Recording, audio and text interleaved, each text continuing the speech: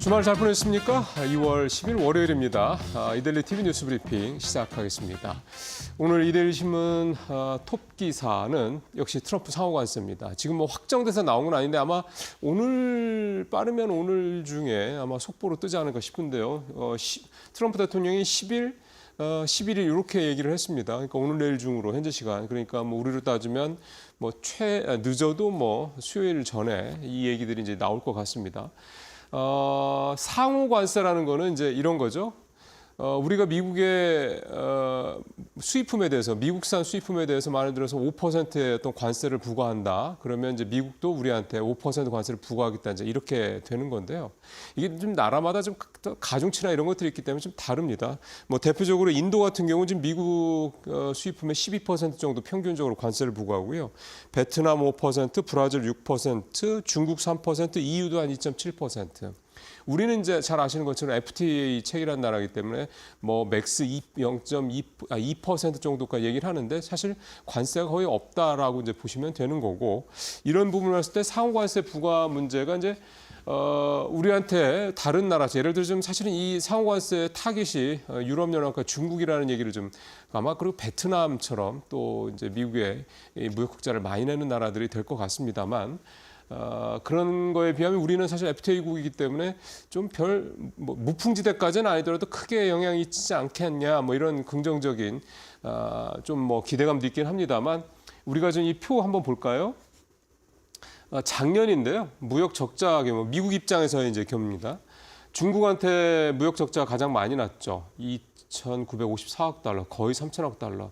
그렇게 뭐 견제하고 수입 좀 줄이게 하고 뭐 등등등 해도요. 이렇게 어쨌든 중국의 수입 비중이 이렇게 큰 겁니다, 미국이. 뭐 이렇게 있는데 우리가 660억 달러 무역 흑자를 내서 전체 8위입니다. 그러니까 크죠. 미국 입장에서 봤을 때, 트럼프 대통령 입장에서 봤을 때는 눈에 띄는 나라 중에 하나인 겁니다. 그러니까 이 부분에 대해서 뭔가 손을 댈 거다라는 얘기를 좀 하고 있고요.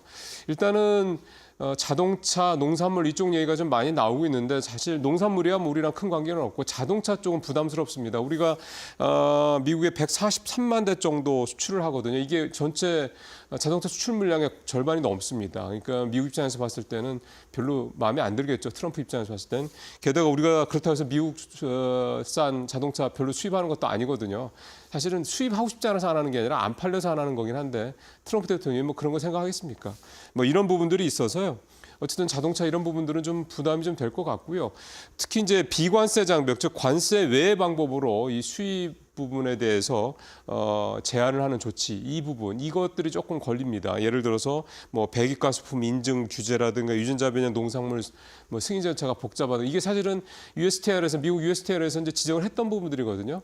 그러니까 결국 이런 부분을 지적을 했기 때문에 아마 이런 비관세 어떤 장벽, 이 부분에서 우리가 뭔가 조금 더 적극적으로 미국에 좀 뭐랄까요, 구애를 하는 이런 부분이 좀 필요하지 않겠냐. 아마 우리 정부 내에서 이 부분에 대해서 범정부 차원의 어떤 그런 작업들이 진행이 되고 있을 거라 생각을 합니다. 자, 주간 지점만 보죠. 관세 폭탄 안 끝났다. 무풍지대 조선 엔터로 빛이나라. 네. 표가 나옵니다만 지난주 코스피 괜찮았죠? 그 전주에 좀 좋지 않았던 거를 또 반등을 좀 해서 회복을 좀 했습니다. 어쨌든 우리 시장이 한 주가 좀 괜찮고 한 주가 좀 부진하더라도 또 그 다음 주에 좀 회복하는 어떤 비교적 견조한 이런 흐름을 보여주고 있는 건 다행이고요. 이번 주에는 역시 앞서 말씀드린 트럼프 대통령의 관세, 상호 관세 이 부분에, 그리고 또 하나는 관세 관련돼서는 또 역시 이제 원래 현지 시간 10일이니까 우리 시간 오늘 저녁부터가 될 텐데 중국에 대해서 10% 추가 관세 부과한 거가 이제 시행이 됩니다. 원래 지난주에 이제 트럼프하고 시진핑이 두 정상 간의 전화 회담이 있을 거로 얘기가 됐었는데 중국에서 먼저 선수를 쳤죠. 그러다 보니까 이제 전화 이 회담이 지금 연기가 됐고, 아직까지도 뭐 언제 하겠다 이런 얘기가 나오는 건 아닌 것 같습니다. 계속 뭐 밑에서 실무자들 간에 조율을 하고 할 텐데, 어쨌든 이런 게 좀 불안한 겁니다. 그래서 이번 주 초반, 이번 주는 어쨌든 이 관세와 관련된 부분, 그러니까 상호 관세 부분, 그다음에 이제 중국의 이 관세 이 부분, 이 부분에 대한 어떤 이슈들이 시장의 어떤 상향을 좀 이렇게 막는 하방 압력을 주는 어떤 이런 재료가 될 것 같고요. 그다음에 앞서 이제 뭐 쭉 정리를 잘 해주셨습니다. 두 앵커분들이 이번 주 CPI 관련 CPI, PPI, 그다음에 미국의 소매 판매 중요한 지표들 많이 나오죠. 지난주에 미국 시장 특히 이제 지난주 금요일 날 마지막 날 미국 시장이 인플레에 대한 부담들 이런 것들이 작용하면서 주가가 좀 떨어졌던 걸 감안했을 때 이 부분이 어쨌든 어떻게 나오느냐 상당히 좀 중요한 내용이 될 것 같고요.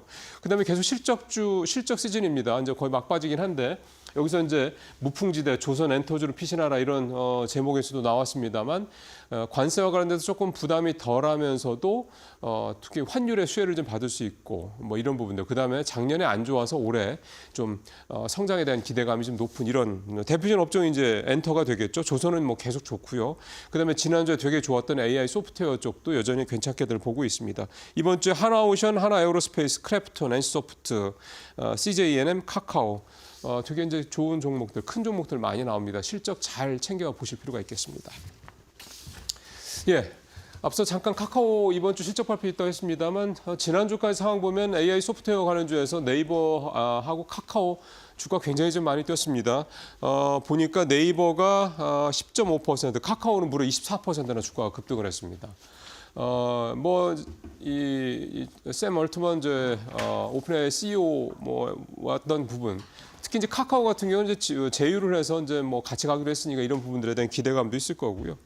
수급이 참 좋습니다. 네이버는 외국인이 지난주에 순매수 1위 종목이었고요. 카카오도 순매수 11위권 코스피에서 그렇죠.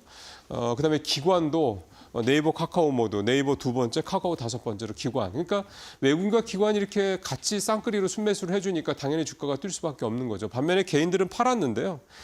이게 이제 한 3년 정도 묶여 있으니까 얼마나 힘드셨겠습니까? 그러니까 주가가 이제 사셨던 금액들 이제 어느 정도 되면 이를테면 플러스만 돌아서도 에이 지긋지긋해 하면서 이제 뛰쳐나오시는 거죠. 좀 아쉽긴 합니다. 지금부터 사실 반등하는 분위기가 대부분인데요. 이런 부분들 좀 잘 감안하실 필요가 있겠습니다. 자, 마지막으로 월요일 날에는 이제 펀드와치, 이제 ETF 종목들 주가 흐름 보고 있습니다. 지난주에는요, 앞서 말씀드렸던 네이버, 카카오가 들어있는 ETF면 주가가 엄청나게 좀 뛰었고요. 안 들어있으면 부진했던, 뭐, 이를테면 그렇게만 봐도 크게 좀, 과언이 아닙니다. 지난주에 표 한번 보시죠. 지난주에, 수익률이 좋았던, 가장 좋았던 ETF 상품은 미래에셋 타이거의 인터넷 탑 10 상단지수. 여기에 이제 말씀드린 네이버, 카카오. 그 다음에 지난주에 또 이 소프트웨어 관련주 중에서 주가 많이 떴던 종목이 더존비즈원이라는 종목인데요. 실적도 굉장히 좋았고요. 또 AI를 적용을 해서 이런 여러 가지 그 ERP 시스템 이걸 이제 하는 회사인데 그게 이제 굉장히 시장에서 반응이 좋다고 그럽니다. 무려 일주일 동안 24%. 레버리지 상품도 아닌데 이렇게 주가가 뛴 거 참 오랜만에 보는 것 같습니다. 2위가 로봇 상품 15.9%, 3위도 역시 다시 소프트웨어죠. 15.2%. 4위가 미디어 엔터테인먼트, 앞서 이제 엔터테인먼트 쪽이 계속 괜찮다 말씀드렸는데 이 부분도 있고 12%. 그다음에 다소 의외로 이커머스 종목들을 담고 있는 이 ETF 상품도 11%가 넘는 그런 수익률을 내서 많이 올랐습니다. 지난주 우리나라 주식형 ETF 상품 평균 수익률 마이너스 0.15%. 장보다 좀 좋지 않았죠? 해외 주식형 펀드는 마이너스 0.30%. 우리가 그나마 낫습니다. 개별 국가는 브라질이 5% 넘게 올랐습니다. 그다음에 개별 상품으로는 이게 지난주에도 이 상품이었는데요. 미래에셋의 타이거 항생 테크 레버리지 ETF 있습니다. 이게 지난주에 19.4% 거의 20% 올라서 최근 2, 3주 사이에 이게 결국 딥시크 효과라고 봐야 되겠죠.